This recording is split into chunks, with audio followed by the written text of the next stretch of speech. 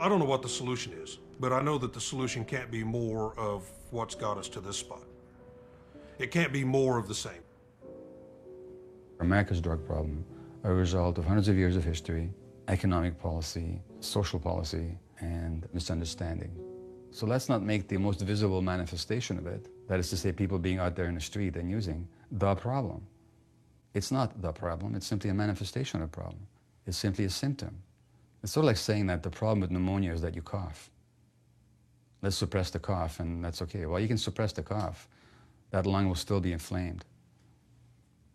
And that lung tissue is still being damaged. You gotta deal with the whole picture.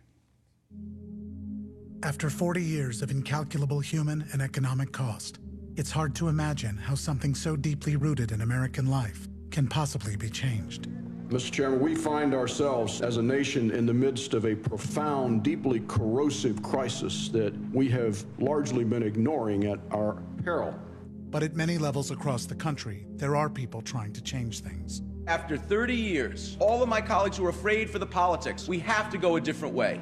You have never had so many people on the same side in this issue because we fought a war and we've been unsuccessful.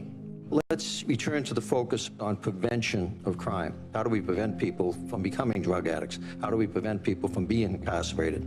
Too many people in jail that don't need to be there. There's a lot that is not working. In recent months, under increasing public pressure, the first signs have emerged that the drug war, after decades of failure and unsustainable cost, may indeed be changing. Congress took action today to fix what many have called a very unfair gap in federal sentencing rules for crack cocaine as opposed to powdered cocaine. President Obama signed a new law at the White House, cutting the ratio to 18-1. We view that as a compromise. We view that as not providing full justice, and we won't rest after that's adopted.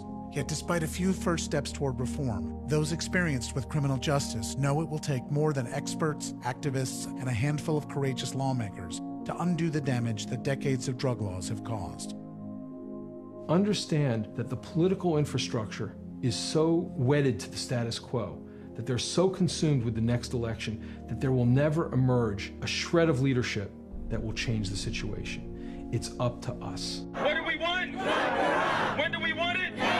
No longer can drug laws serve as a stimulus package for prison communities on the back of poor people. My takeaway from the past 15 years isn't that we need to wait until we get consensus. It's that we need to do what's right. If there are people like this body who are the sentencing experts that are supposed to tell Congress and tell the public what the right thing to do is, I just urge you to do it. I believe it is in the interest of every American that we thoroughly examine our entire criminal justice system. You need to care about that person down the block because the same rights that they have, you have. And if you let their rights be compromised, your rights are compromised. At some point, you have to stand up and say, it's not okay.